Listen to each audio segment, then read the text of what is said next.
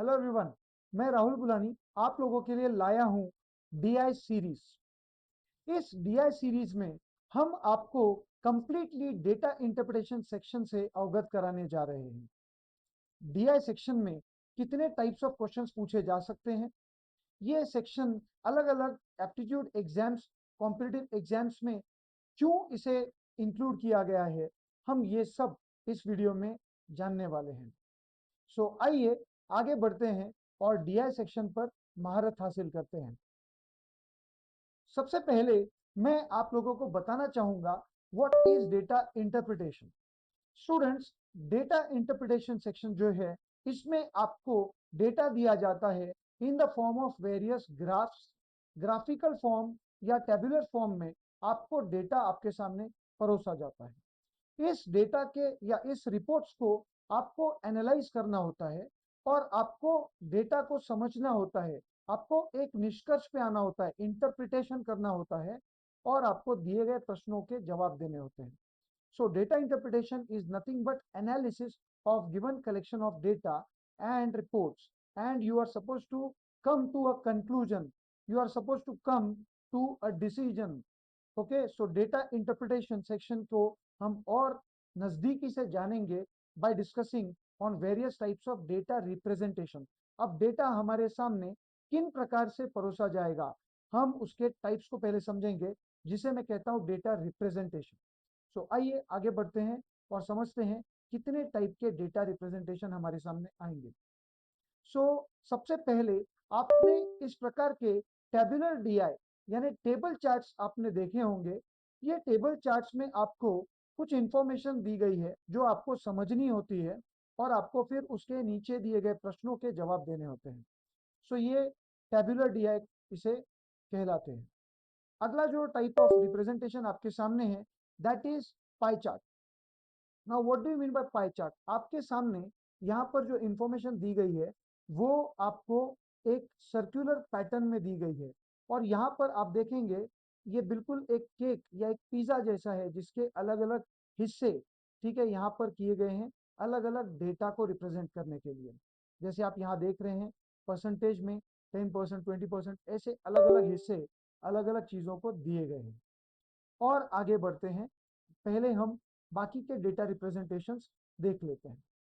The third type of data representation जो कि आप यहाँ देख रहे हैं, दिस इज बार ग्राफ्स। बिल्कुल आपने ये पहले बार ग्राफ्स देखे हैं, इन्हें हम वर्टिकल बार ग्राफ्स कहते हैं, राइट, जहाँ पे आप वर्टिकल यहाँ पे बिल्डिंग्स देख रहे हैं और यहाँ पे आप हॉरिजॉन्टल बार ग्राफ्स देख रहे हैं। तो आपको ये वर्टिकल और हॉरिजॉन्टल बार ग्राफ्स का भी डेटा रिप्रेजेंटेशन जरूर आ सकता है, आपने ये देखा हुआ है। आपको इन्हें समझना होगा दिए गए डेटा को और फिर आपको आगे बढ़ना होगा और क्वेश्चंस को सॉल्व करना होगा। और आगे बढ़ते हैं अगले डेटा रिप्रेजेंटेशन पे, दैट इज लाइन ग्राफ्स। तो आपने डेफिनेटली लाइन ग्राफ्स भी पहले देखे हुए हैं, राइट, और आपने इनके क्वेश्चंस भी सॉल्व किए हुए हैं, you all know about it, ठीक है। This is line graph data representation. और आप अगला जो टाइप ऑफ डेटा रिप्रेजेंटेशन देख रहे हैं, इसे हम रडार ग्राफ कहते हैं, मकड़ी का जाल, स्पाइडर वेब। तो यहाँ पर आप देखेंगे अलग अलग सेट ऑफ डेटा आपको दिया जाता है in the form of radar graph. आपको यहाँ पर जो भी इंफॉर्मेशन दी जाएगी क्वेश्चन में, आपको वो इंफॉर्मेशन को समझना है, आपको कैलकुलेशंस करने हैं, आपको इंटरप्रेट करना है डेटा को और आपको क्वेश्चंस के आंसर करने हैं, ठीक है। You have to come to a decision making. Now अगला टाइप ऑफ डेटा रिप्रेजेंटेशन जो है वो है केसलेट। अभी केसलेट डीआई में क्या होता है, आपको एक पैसेज फॉर्म में आपको काफी सारा इंफॉर्मेशन यहाँ पे दिया जाता है, फैक्ट्स दिए जाते हैं आपके सामने, कुछ यहाँ पर नंबर्स दिए जाते हैं। तो आपको ये जो केसलेट है वो पढ़ते हुए आपको खुद के हिसाब से इसे टेबल फॉर्म, टेबल चार्ट में या जो भी प्रकार के ग्राफ में आप इसे प्रेजेंट करना चाहते हैं, आप पहले प्रेजेंट करेंगे, आप ग्राफ बनाएंगे और फिर आप डेटा को इंटरप्रेट करते हुए क्वेश्चंस को सॉल्व करेंगे। केसलेट डीआई में आपको खुद टेबल चार्ट बनाना पड़ेगा या आप कोई भी अन्य डायग्रामेटिक रिप्रेजेंटेशन पहले बनाएंगे और फिर आप क्वेश्चंस को सॉल्व करेंगे। केसलेट में एक स्टेप और आगे जाता है, आपको पढ़ के पहले डायग्राम्स को मतलब रिप्रेजेंट करना पड़ेगा और फिर आपको डेटा इंटरप्रेट करके क्वेश्चन सॉल्व करने पड़ेंगे। अगला जो टाइप आप देखेंगे दैट इज मिक्स्ड ग्राफ्स। अब मिक्स्ड ग्राफ्स में क्या होता है, आपको लाइन ग्राफ और पाई चार्ट ये दे देंगे, 2 या 3 सेट ऑफ आपको टेबल डेटा इंटरप्रिटेशन या रिप्रेजेंटेशन दिए जाएं। तो हो सकता है आपको एक पाई चार्ट, एक लाइन ग्राफ दिया जाए, या एक पाई चार्ट, एक टेबल चार्ट दिया जाए, या 2 पाई चार्ट दिए जाएं, या 3 आपके सामने डेटा रिप्रेजेंटेशन मिक्स में दिए जाएं। कुछ इंफॉर्मेशन आप पहले रिप्रेजेंटेशन में से उठाएंगे, कुछ दूसरे और कुछ तीसरे रिप्रेजेंटेशन से, और फिर जाके आपके आंसर आएंगे। So you will have to juggle between the given representation. तो ये रहे अलग अलग टाइप के क्वेश्चंस जो आपको डीआई सेक्शन में पूछे जा सकते हैं। सो स्टूडेंट्स, डीआई को अलग अलग कॉम्पिटिटिव एग्जाम्स में क्यों इंपॉर्टेंस दी गई है, मैं आपको इसके बारे में जरूर बताना चाहूंगा। सो इसका रीजन ये है कि आपको डेटा इंटरप्रिटेशन सेक्शन में आपको जो डेटा दिया गया है, इसी प्रकार से जब आप जॉब करेंगे, जब आप मैनेजरियल पोस्ट पे होंगे, तो आपको इसी प्रकार से आपके टेबल पे बहुत सारा जो है रिपोर्ट्स आपके टीम की तरफ से आपको प्रेजेंट किया जाएगा। और आपको क्योंकि मैनेजमेंट करना है तो आपके पास इतना समय नहीं होता, तो आपको सारा डेटा जो है वो रिपोर्ट्स के तौर पे दिया जाता है, बहुत सारा डेटा होता है।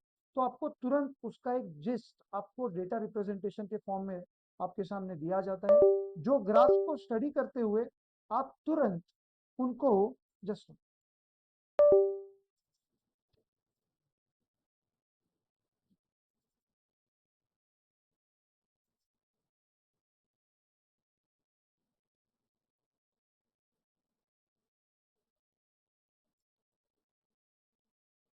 तो डीआई सेक्शन को क्यों कॉम्पिटिटिव एग्जाम्स में, एप्टीट्यूड एग्जाम्स में इतना इंपॉर्टेंस दिया जाता है, बिकॉज जो ग्राफिकल चार्ट्स आपके सामने रखे जाते हैं, बिल्कुल इसी प्रकार से आप जब मैनेजर के तौर पे काम करेंगे तो आपके सामने रिपोर्ट्स आपके टेबल पे आती हैं। आपको उन रिपोर्ट्स को तुरंत एनालाइज करना होता है, इंटरप्रेट करना होता है, और आपको रिपोर्ट्स समझने होते हैं और तुरंत डिसीजन मेकिंग पे आना होता है। तो आपका डिसीजन बहुत फास्ट होना चाहिए, ये डेटा इंटरप्रिटेशन से समझ में आता है। दूसरा, आपके कैलकुलेशंस फास्ट होने चाहिए ताकि आप डेटा को तुरंत इंटरप्रेट कर सकें, एनालाइज कर सकें, और आप डिसीजन पे आ सकें। और हर बार ज़रूरी नहीं है कि हमें कैलकुलेशंस ही करने होते हैं, आपको बहुत जगह पे शॉर्टकट वे में आपको बस ट्रेंड्स को एनालाइज करना होता है और आपको डिसीजन पे आना होता है। तो डेटा इंटरप्रिटेशन सेक्शन एक ऐसा टूल है जहाँ पे आपकी डिसीजन मेकिंग स्टडी की जा रही है, आपके कैलकुलेशन स्टडी किए जा रहे हैं, और आप कैसे डेटा को तुरंत एनालाइज कर सकते हैं। ट्रेंड्स देखते हुए आप तुरंत एक पिक्चर अंडरस्टैंड कर सकते हैं कि आपकी कंपनी में क्या चल रहा है। इसी प्रकार से आप अगर कहीं मैनेजर के तौर पे काम कर रहे हैं तो आपको भी रिपोर्ट करना हो पड़ सकता है आपके बॉस को। तो आपको ये रिपोर्ट्स डेफिनेटली उन्हें प्रेजेंट करने पड़ेंगे और क्रिस्प वे में। तो ये रिपोर्ट जो है ये समझना और डेटा एनालाइज करके डिसीजन पे आना शॉर्टकट वे में, ये एक मैनेजर की बहुत बड़ी निशानी होती है। And that is why data interpretation section को बहुत इंपॉर्टेंस दी गई है अलग अलग एप्टीट्यूड एग्जाम्स में। ठीक है, अगर आप ये समझ सकते हैं तो आप जरूर एक अच्छे जॉब करने के लायक हैं, काबिल हैं। ओके, सो हम अब हम आगे बढ़ते हैं इस डीआई सीरीज में, और हर टाइप के डेटा रिप्रेजेंटेशन के क्वेश्चंस को हम समझने की कोशिश करते हैं, और उस डेटा को हम इंटरप्रेट करते हुए आंसर्स देंगे। राइट, तो चलिए आगे बढ़ते हैं। सो इसमें डीआई सॉल्व करने के लिए मैं आपके सामने कुछ टिप्स रख रहा हूँ। जैसे, you should read the entire questions carefully. सबसे पहले आपको सारे क्वेश्चंस को केयरफुली अंडरस्टैंड करना है, एनालाइज करना है डेटा को। You have to pay attention to the units, किस यूनिट में डेटा दिया गया है। Use of approximation is very important, you have to be very fast, क्योंकि सारे एग्जाम जो है ये टाइम बाउंड होंगे, लिमिटेशन है टाइम का, और आपको बहुत सारा डेटा ये एनालाइज करते हुए फटाफट आपको आंसर करते हुए आगे बढ़ना है। Use of last digit trick भी आपको जरूर यहाँ पर फॉलो करनी चाहिए। मेंटल कैलकुलेशंस जरूर यहाँ पे बहुत काम के होंगे, क्योंकि जितना स्पीड में आप राइटली क्वेश्चंस को सॉल्व कर पाएंगे, यानी accuracy and speed needs to be maintained.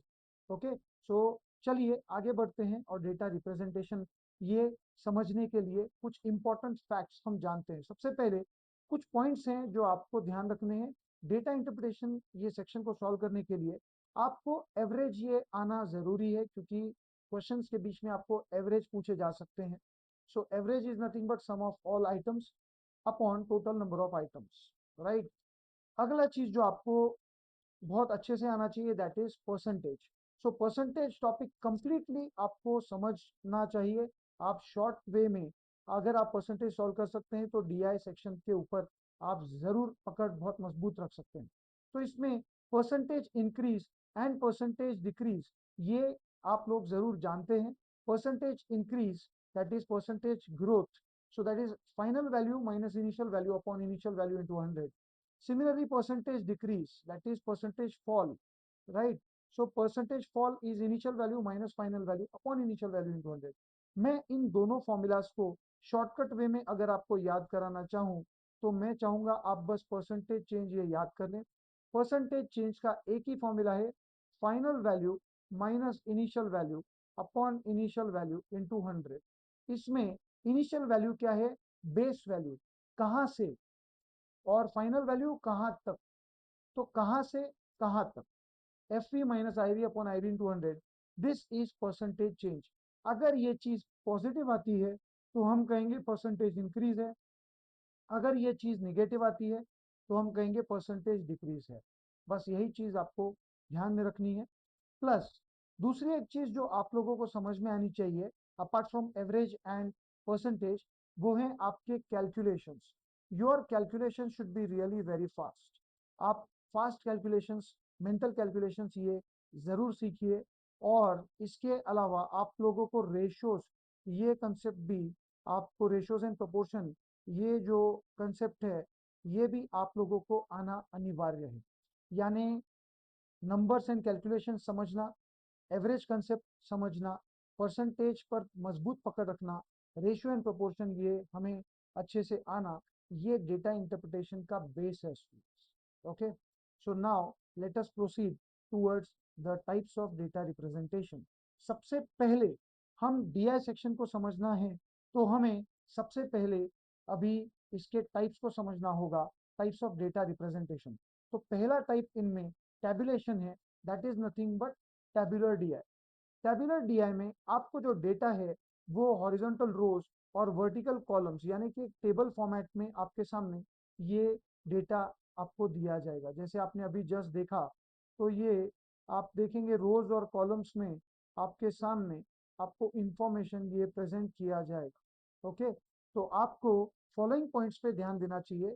Like title of the table, इस टेबल का एक टाइटल होता है, यानी ये टेबल किसके बारे में है ये आपको टाइटल ऊपर टेबल के दिया जाता है। दूसरी बात है कॉलम हेडिंग, जैसे यहाँ पे आपको कुछ ना कुछ इंफॉर्मेशन दी जाएगी से ईयर, राइट, और यहाँ पे कुछ और इंफॉर्मेशन, ये सारे जो है कॉलम हेडिंग कहलाते हैं। फिर हेड नोट। अब हेड नोट यानी ये जो कॉलम हेडिंग्स हैं ये इनका कुछ यूनिट मेंशनड है, कुछ या कुछ आपको यहाँ पे यूनिट ऑफ मेजरमेंट या कुछ और नंबर्स ये आपको यहाँ पे मेंशन कर किया जाएगा इस हेड नोट में, राइट। यस, और जो फुट नोट है वो आपको नीचे, आपको टेबल के नीचे एक फुट नोट दिखेगा जहाँ कुछ एक्सेप्शंस या कुछ पॉइंट्स रखे जाएंगे जो इंपॉर्टेंट होंगे आपको ये टेबल को एनालाइज करने के लिए। सो आइए हम अब आगे बढ़ते हैं और टैबुलर टीआई को समझने के लिए हम चार सेट्स यहाँ पे सॉल्व करते हैं। सो सबसे पहले आप देखेंगे क्वेश्चन नंबर 1 to 5 ये सेट आपके सामने रखा गया है। Study the following information carefully and answer the given questions. So the following table shows 4 different jobs in 3 different years. आप देख रहे हैं यहाँ पे टेबल टाइटल दिया गया है, different jobs in 3 different years. तो यहाँ पे कॉलम हेडिंग आपको देख रहे हैं, यहाँ पे जॉब्स लिखे हुए हैं जिसमें रिपोर्टर, एंकर, एडिटर और जर्नलिस्ट, ये 4 प्रकार के जॉब्स यहाँ पर इनके बारे में बात की गई है। ठीक है, बात करें अगर हम 2001 में, तो 2001 में रिपोर्टर्स 400 जॉब्स यहाँ पे आप देख रहे हैं पाए गए। फिर 2002 में 550 जॉब्स थे रिपोर्टर्स के, 2003 में 720 जॉब्स थे रिपोर्टर्स, राइट। वैसे ही एंकर्स के, एडिटर्स के और जर्नलिस्ट के जॉब्स इन 3 साल में आप देख पा रहे हैं। ओके, तो स्टूडेंट्स ये टेबल अगर आप समझ पाए तो हम फिर ही क्वेश्चंस की तरफ आगे बढ़ सकते हैं। तो टेबल को तुरंत समझ लेना चाहिए, ऐसे देखते हुए हमें क्लियर क्लिक होना चाहिए कि ये टेबल में इंफॉर्मेशन क्या दी गई है। जैसे यहाँ पे अलग 4 टाइप्स के जॉब्स और कितने कितने जॉब्स ये उपलब्ध थे 3 अलग वर्षों में, ये इस टेबल के जरिए हमें यहाँ पर इन्होंने दिया हुआ है। तो अब हम आगे बढ़ेंगे टूवर्ड्स क्वेश्चंस।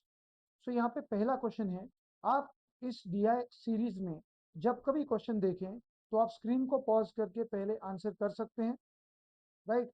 फिर आप हमारा वीडियो प्ले करते हुए आप आपका आंसर चेक कर सकते हैं। ओके, सो यहाँ पे पहला क्वेश्चन की तरफ हम आगे बढ़ते हैं। Find the approximate average number of reporter jobs in 3 years। तो ये रिपोर्टर्स जो हैं उनके एवरेज रिपोर्टर जॉब्स, ये हमसे पूछा गया है इस क्वेश्चन में। सो स्टूडेंट्स, हमें एवरेज रिपोर्टर जॉब्स अगर पता करने हैं तीनों वर्ष में, सो डेफिनेटली हमें एवरेज निकालना पड़ेगा रिपोर्टर्स के जॉब्स का अवेलेबल इन 3 years। तो हमें पता है फोर एवरेज क्या निकलता है, it is sum of all items, right, sum of all observations. 3 observations है, divide by number of observations. तो इन तीनों को हमें तुरंत ऐड करना पड़ेगा। This is 900, this is 1670 upon 3। you can just solve 3 5s are 3 5s are 3 6s are 0.66 are, यानी 557 जॉब्स एवरेज आउट यहाँ पर मौजूद हैं फॉर रिपोर्टर्स, राइट। इसी प्रकार से मैं आगे बढ़ता हूं और आपको अगले क्वेश्चन से अवगत कराता हूं। सो क्वेश्चन 2 आपके सामने है, find the ratio between the number of journalist jobs to anchor jobs in 3 years। अब पहले क्वेश्चन में आपने देखा एवरेज पूछा गया था, सेकेंड क्वेश्चन में आपको रेशियो पूछा जा रहा है। सो क्या पूछा जा रहा है ratio, they are asking about the ratio of journalist jobs to anchor jobs in all the 3 years, यानी 3 वर्षों में जर्नलिस्ट के जॉब्स कितने थे। तो हम देख रहे हैं यहाँ पे 420 प्लस 650 प्लस 500। जब हम इन्हें ऐड करना चाहते हैं तो आपको कैलकुलेशंस भी बहुत फास्ट करने होंगे, 400 और 600 1000 और 500 1500 1550 और 1570। इस प्रकार से आपने तुरंत जर्नलिस्ट के टोटल जॉब्स आपने निकाली है तीनों वर्षों में। अब एंकर के तीनों वर्ष में आपको जॉब्स को ऐड करना होगा।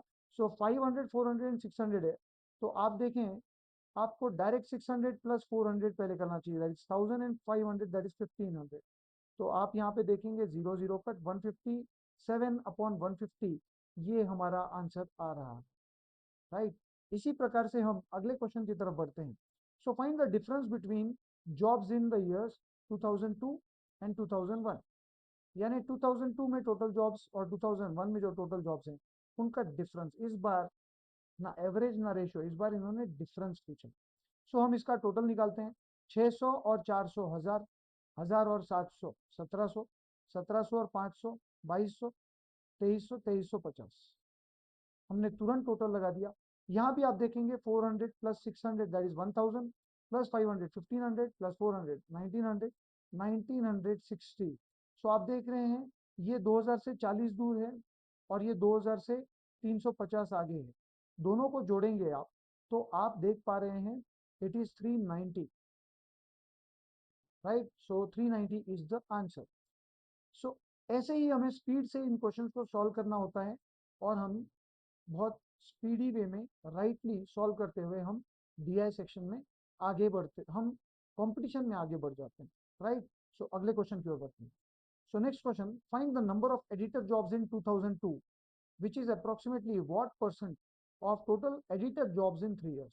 यानी आपको यहाँ पे बोला जा रहा है एडिटर जॉब जो 2002 में था वो editor job across all the 3 years यानी 2001 से 2003 ये कितना परसेंट है, यानी 2002 में जो जॉब्स थे वो तीनों वर्ष के एडिटर के जॉब्स का कितना प्रतिशत है, यानी इतना मार्क्स मिला, इतने में से मिला इनटू 100। इस प्रकार से आपको ये परसेंटेज कैलकुलेट करना होगा। तो आइए, एडिटर्स का जॉब 2002 में आप देखेंगे 750 है, राइट। तीनों वर्ष में एडिटर्स का टोटल कितना है आप देखेंगे 600 प्लस 700 1300 प्लस 500 18 1800 90 एंड 1920। इसका टोटल हमने तुरंत निकाल लिया, दैट इज 1920 इनटू 100 करना है। आप देखेंगे ये जीरो एंड ये जीरो कट, यानी आपके सामने 7500 अपॉन 192 ये आ रहा है। तुरंत हमें कैलकुलेट करना है 192 फोर हम अगर करेंगे तो this is going to be somewhere around 768, right. 192 four आप देखेंगे 8 4 जा 32 हमें माइनस करना है, so that happens to be 768. So this goes towards 3 जा, हम 4 तक नहीं पहुंच पा रहे हैं, सो 192 हमें 3 जा करना पड़ेगा।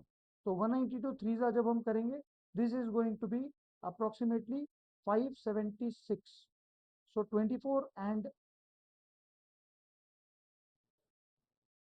150, right? So this happens to be 174 remain, और ये हो गया 1740. So अब 1740 को जब 192 डिवाइड करे, so definitely this is going to be 9 जा, यानी आप देख रहे हैं 39 पॉइंट आंसर हमारा आ रहा है। सो यहाँ पे हमारा आंसर ऑप्शन आया बी। ओके, सो कैलकुलेशंस थोड़े से हमें फास्ट करने पड़ेंगे, you have to be really very fast. Let us now proceed towards the next question. So find the number of anchor jobs in 2002, ठीक है, इज व्हाट परसेंट मोर और less than number of journalist jobs in 2003। यानी जो anchor job है 2002 में, ये कितना प्रतिशत कम या ज्यादा है फ्रॉम जर्नलिस्ट जॉब्स इन 2003। तो जर्नलिस्ट का जॉब्स 2003 में कितना था 500, एंकर जॉब 2002 में कितना था 400। सो ये क्या पूछ रहे हैं, एंकर्स का जो जॉब है वो जर्नलिस्ट के जॉब से कितना प्रतिशत कम या ज्यादा है। तो 500 से तो ये कम है, 500 में अगर हम 20% माइनस करेंगे, सो डेफिनेटली हमें 400 आएगा। So it's 20% less. ये आपको परसेंटेज टॉपिक हेल्प करता है, राइट। तो आपने देखा कैसे पहले क्वेश्चन में एवरेज पूछा, फिर आपसे परसेंटेज पूछा, फिर आपसे रेशियो पूछा, फिर आपसे डिफरेंस पूछा, और फिर आपसे परसेंटेज यहाँ पे मोर और लेस पूछा। सो इस प्रकार से बहुत अलग अलग टाइप के क्वेश्चंस डेटा इंटरप्रिटेशन में यहाँ पे एक ही सेट में पूछे गए। सो बहुत सारे कंसेप्ट्स आपके यहाँ पे चेक किए गए। Now let us proceed towards the next set. Next set हम देख रहे हैं, let's get better in tabular DI by going ahead. इस सेट में आप देख रहे हैं, study the following information carefully and answer the questions. Table shows the number of students in 3 streams of 5 colleges. तो यहाँ पे आप देख रहे हैं 5 अलग अलग कॉलेजेस जो दिए हैं, पी क्यू आर एस और टी, और 3 स्ट्रीम्स दिए हैं, साइंस कॉमर्स एंड आर्ट्स। तो पांचों कॉलेज में 3 स्ट्रीम्स यहाँ पर दिए गए हैं, राइट। टेबल हमें समझ में आ रहा है, ठीक है। तो एक बार अगर ये टेबल हमारे लिए क्लियर है, तो हम डेफिनेटली क्वेश्चंस की तरफ जा सकते हैं। तो इस टेबल में क्या दिया है, 5 कॉलेजेस एंड 3 सेक्शन, 3 स्ट्रीम्स पर कॉलेज। तो table is clear. Now let us proceed towards questions.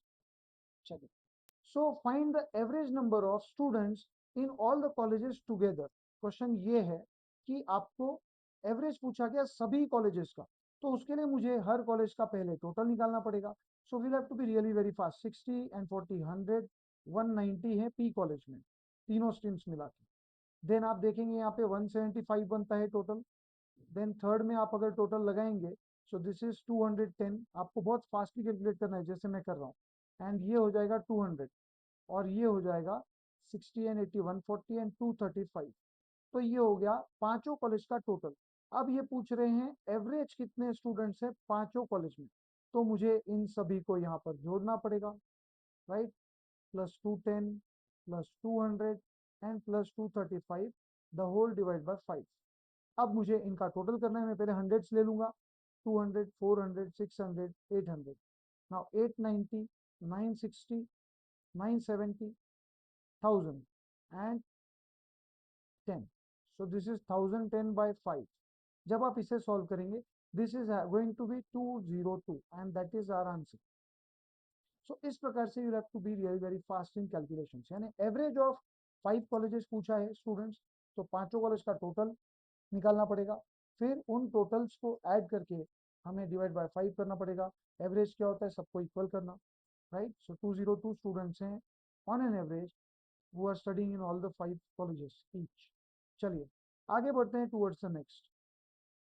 अगले इसमें हम अगर देखें, total number of students in college R is how much percent more than that of college Q. Q से R कितना percent ज्यादा है, राइट, कितना परसेंट ज्यादा है। तो क्यू में कितने स्टूडेंट्स हैं, हमने अभी अभी कैलकुलेट किया 175, और आर में 210। सो 175 इन क्यू एंड आर में आप देखेंगे 210। मैं फिर से कैलकुलेट हम नहीं करेंगे, हमने ऑलरेडी कैलकुलेट किया था, we will use that data. So अब 175 जो है उससे 210 कितना परसेंट बढ़ा है? ऑब्वियसली परसेंट कितना बढ़ा है, पहले वैल्यू कितनी बढ़ी है, 35 से बढ़ा है। सो इसमें 35 जोड़ेंगे तो 210 आएगा, यानी इसका 20% हो गया। So this is going to be 20% more. ये परसेंटेज पे हमें पकड़ चाहिए, राइट। सो इस प्रकार से ये हमने क्वेश्चन सॉल्व कर दिया। Now let's proceed to the next. Find the difference between total number of students in science stream and total number of students in art stream. तो साइंस में टोटल कितना है, तुरंत कीजिए टोटल। वन 160, 230, 300, 380, 390। और art stream की पूछी जा रही है टोटल। So 80 and 30, 110, 210, 270, 280। सो आपने देखा इन दोनों में 390 और 280 में the difference is 110, right. So that is going to be our answer. अगले क्वेश्चन की ओर बढ़ते हैं। Question 9, find the ratio of art students in college P and T together. P and T में आर्ट्स के स्टूडेंट्स और ratio पूछ रहे हैं to the commerce students in college Q S and T. So Q S and T commerce, right. ये ratio पूछा जा रहा है, इसमें कौन सी बड़ी बात है, पी और T in arts. So P 60 and T 80। So 60 plus 80 हो गया। अब Q S T in commerce. So Q S and T in commerce 50 plus 65 plus 95, right. तुरंत इनका टोटल हमें लिखना है। 140 ऊपर आया, नीचे आप देखेंगे this is going to be 160 and 50, that is 210। This happens to be 72 जा 73 जा। सो 2:3 अपना आंसर आ गया। स्टूडेंट्स ध्यान रहे, जैसे ही मैं क्वेश्चन स्विच करता हूं आप पॉज करके पहले खुद ट्राई कीजिए अब यहाँ से, ठीक है। और फिर आप आंसर मैच कीजिए, क्योंकि अब आपको वेरिएशन काफी दिख चुका है।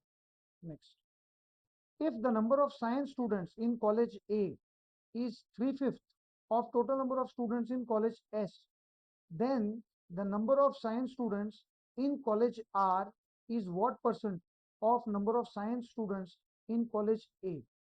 ध्यान से आपको इसे पढ़ना होगा, पॉज कीजिए, पढ़िए, ट्राई कीजिए and be back. So now I am solving this. So ये जो कह रहे हैं साइंस में जो स्टूडेंट्स हैं इन कॉलेज ए, अब कॉलेज ए तो दिया नहीं है, that is 3/5 of total number of students in S. तो एस का टोटल हमने ऑलरेडी निकाला हुआ था 200 है, तो ये total S 3/5 of total of S. So 3/5 यानी 60% होता है 200 का, विच टेंड्स टू बी 120। यानी कॉलेज ए में साइंस में 120 स्टूडेंट्स हैं, ये हम निष्कर्ष पे पहुंच गए, राइट। तो ये पूछ रहे हैं the number of science students in college R. College R में साइंस स्टूडेंट जो है 75 है। College R science is what percent of number of science students in college A के साइंस का क्या प्रतिशत है, राइट। तो आर साइंस कितना है आप देखिए 75, राइट। ए साइंस कितना है हमने निकाला 120 इंटू 100, यानी 75 मार्क्स मिला 120 में इंटू 100। डेफिनेटली आप देखेंगे 12 वन जा 12, 6 जा 72, 3 रिमाइंडर पॉइंट 30 हो गया, 12 टू जा 24, 6 रिमाइंडर 60 हो गया, 5 जा 62.5 इंटू 10 स्टैंड्स टू बी 62.5%। सो अपना आंसर है ऑप्शन डी। आशा करता हूँ ये आपका आंसर आ चुका होगा, और नहीं भी आया तो आप लर्निंग फेज में हैं, बिल्कुल चिंता ना करें। पहली बार आप ये वीडियो देख रहे हैं, आप यही चीज यहाँ सीखने आए हैं, ओके। सो ये स्पीड भी मैं आपको दिखाते चल रहा हूँ, मैं आपको वेरिएशन भी दिखाते चल रहा हूँ। तो आप जरूर इस स्पीड को मैच करने की कोशिश कीजिएगा, तैयारी जैसे ही आप आगे ले जाएं। So next, let's now proceed towards the next set. So अगला सेट आप देख रहे हैं यहाँ पर, given table shows three flowers, that is rose, lily and sunflower, sold in different months। तो यहाँ पे लिली, रोज, लिली और सनफ्लावर अलग अलग महीनों में जैन, फेब और मार्च में बेचा जा रहा है। सो इस पे अभी क्वेश्चन आएंगे, हमें टेबल समझ चुका है। Let's now proceed towards questions. So पहला, what is the difference between the flower sold in February and January. So February का टोटल निकालना पड़ेगा, दैट इज 300 टोटल लगाया हमने 120, 80 और 100 का। और जनवरी का टोटल, राइट, सो जनवरी का टोटल है 190। कैसे? 50 प्लस 60 110 प्लस 80 190। ये बोल रहे इन दोनों में डिफरेंस कितना है, राइट, डिफरेंस पूछा है ना। तो 300 और 190 का डिफरेंस कितना है? Obviously this is 110। I hope ये आंसर भी आपको आ चुका होगा। आगे बढ़ते हैं towards the next question. So find the number of lily flowers sold in all the 3 months. यानी लिली फ्लावर्स का टोटल पूछा जा रहा है। सो दिस इज 120 प्लस 80 200 प्लस 60 260। इसमें क्या था? बच्चा क्वेश्चन है ये, राइट। टोटल पूछा है, हम टोटल लगा सकते हैं, यानी हम अपना कैलकुलेशन चेक किया जा रहा है। कभी कभी इजी एप्टीट्यूड एग्जाम्स में इस टाइप के क्वेश्चंस आप जरूर देखें। ओके, तो ये अपने लिए केक वॉक होता है, ये अपने लिए वो क्रीम होती है जो जरूर खानी है, राइट। ऐसे क्वेश्चंस को नहीं छोड़ना चाहिए, मक्खन क्वेश्चन है ये। सो what is the average number of flowers sold in March month? So March month में एवरेज पूछा गया, तो हमें पहले तो टोटल निकालना पड़ेगा। 80 प्लस 120 200, सो 2 प्लस 70 270। अब एवरेज फ्लावर्स जो हैं टोटल, हमें एवरेज निकालना है फ्लावर्स का, तो सबका टोटल निकालना पड़ेगा। So this is 50 plus 60 110 and 80 190, 120 and 80 200 and this is 300। तो अब तीनों महीने का टोटल हमें निकालना पड़ेगा। So this is going to be how much? Just a minute dear students, यहाँ पर एक गड़बड़। आपको बस फ्लावर्स सिर्फ मार्च मंथ में पूछे गए हैं, तो वी वर गोइंग राइट। हमें 270 जो टोटल मिला मार्च मंथ में, तीन प्रकार के फ्लावर्स से, तो 90 का एवरेज आएगा। That is option yes, you are correct. So 270 is the total for March, सिर्फ मार्च मंथ के लिए पूछा है, तो हमें मार्च का टोटल लगाना है और उसको तीनों फ्लावर्स में इक्वली बांट देना है। That is average of March month, right. आगे बढ़ते हैं। So find the ratio of total number of lily and sunflower sold in January to the total number of rose and lily sold in March. तो इस बार इन्होंने ratio पूछा है किसका? Lily and sunflower कब बेचा? जनवरी में। इसका रेशो किसके साथ? Total rose and lily sold in March, so rose and lily sold in the month of March. इसका रेशो हमें पता करना है। तो चलिए, lily and sunflower in January, so 60 and 80, right. Total number of rose and lily in March. So rose in March is 80 and lily in March is 120. This happens to be 140 by 200. So this happens to be 27 are 20 10 are, so 7 by 10 is the answer। और ये अपने हमें दिखा option D में। तो आशा करता हूँ आप मेरे साथ स्पीड मैच कर पा रहे हैं। और आगे बढ़ते हैं, अगला क्वेश्चन आपके सामने।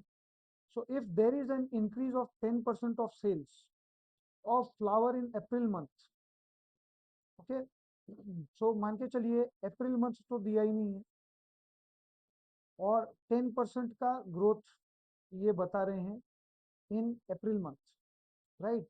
Then find the total number of flower sold in April month. तो डेफिनेटली हमें इसके लिए मार्च का टोटल पता करना है, जो हमें ऑलरेडी हमने पहले कैलकुलेट करके रखा है 80 प्लस 120 प्लस 70।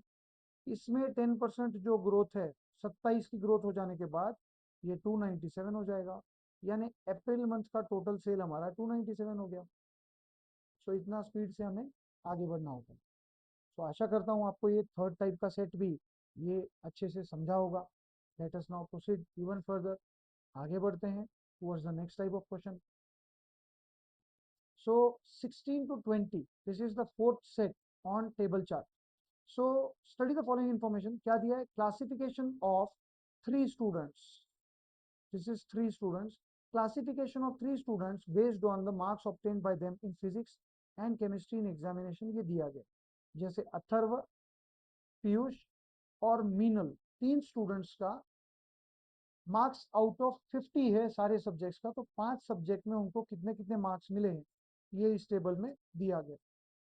तो आई होप कि आप समझ पा रहे हैं। अथर्व ने फिजिक्स में 45 मार्क्स लिए 50 में, बायो में उन्होंने 47 लिए, हिस्ट्री में 40 लिए 50 में से, ज्योग्राफी में 50 लिए, इंग्लिश में 35 लिए।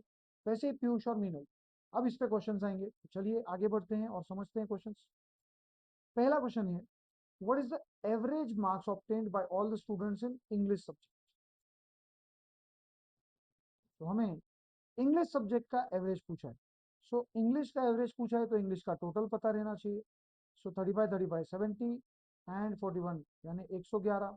सो average in English is going to be total marks in English divide by 3 students. और ये जब आप सॉल्व करेंगे, 3 3 9, 2 रिमेनिंग, 3 7 21। सो अपना आंसर आया 37 marks. Is that easy? Let's proceed to the next question. So what is the difference between marks obtained by Atharva in geography and average marks obtained by Piyush in physics, bio and history? पढ़ लो अच्छे से।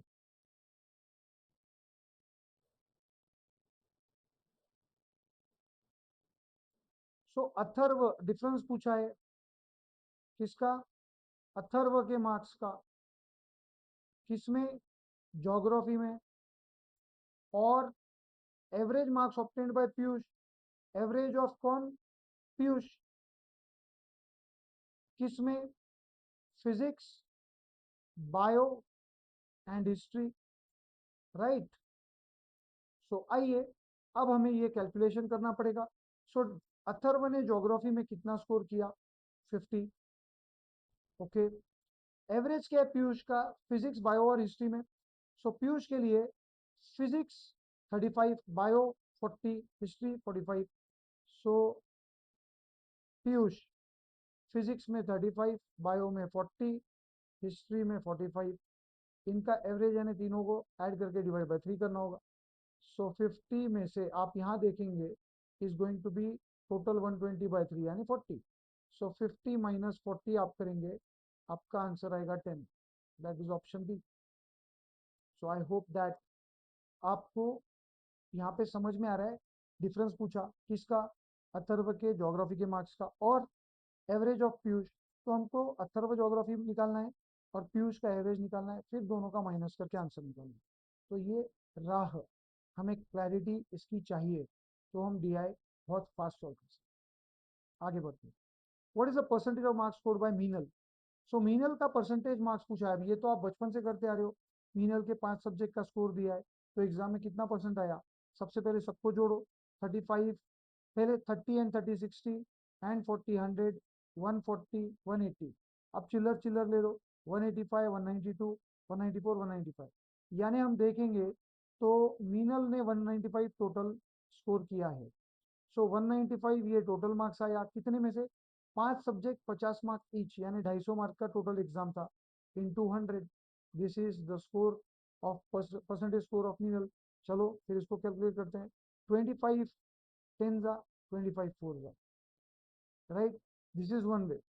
25 10 जा, 25 4 जा। अब 195 4 जा करेंगे आप। Right. So this happens to be 780 divide by 10 happens to be 78%। So Meenal का स्कोर आया 78%। तो आपने देखा कैलकुलेशन कैसे सरल हो जाती है अगर हम 250 और 100 को इजीली काट दें। आगे बढ़ते हैं। नहीं नहीं। What is the average marks scored by Piyush in all subjects? So Piyush का सभी सब्जेक्ट में एवरेज यानी हमें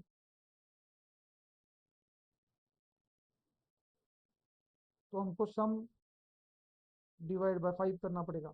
तो चलिए 30 एंड 40 70 एंड 40 110 110 एंड 40 150 एंड 30 180 185 190 197 202। हमने डायरेक्ट किया अपॉन 5। आपको पता है दिस हैपेंस टू बी 4 जा 20 40 जा 2 बचा 0.2 20 हो गया 4। So this happens to be 40.4 and here is our answer. So आशा करता हूँ आपने ये भी क्वेश्चन अच्छे से समझ लिया है। So hope that you are getting the concept of table chart. Right. आगे बढ़ते हैं towards the last question. So what is the difference of marks scored by Atharva in physics? Atharva physics difference पूछा है to that of marks scored by Meenal in biology. Meenal in bio difference पूछा है। यार difference यानी बच्चा क्वेश्चन हो गया ये। आपको अगर डिफरेंस पूछा गया है सो अथर्व का physics, Atharva physics 45, Meenal bio, Meenal bio 37। क्या डिफरेंस है 8 and here we are. So students, we have covered the first type of data representation, that is tabulation, table DI. अब ये पहला टाइप के 4 जो सेट्स मैंने लिए हैं, ये इजी टू मिड, इसको मैं इजी लेवल की तरफ ज़्यादा कंसिडर करूंगा, ताकि आपको लेवल 1 पे ये डेटा इंटरप्रिटेशन पूरा सेक्शन ये बहुत अच्छे से समझ में आए. दैट इज़ वाई हमने इस प्रकार के क्वेश्चंस आप लोगों के लिए लिए हैं. इस वीडियो सीरीज में आपको टेबुलेशन ये बहुत अच्छे से समझ में आया होगा. आशा करता हूं अब आप टेबल चार्ट्स बहुत अच्छे से सॉल्व कर पाएंगे. ठीक है, क्वेश्चंस को समझिए, क्या पूछा है, तुरंत कैलकुलेशन कीजिए, स्पीड कैलकुलेशन कीजिए और आंसर पे आइए. ठीक है, this is how table charts are solved. Thank you so much.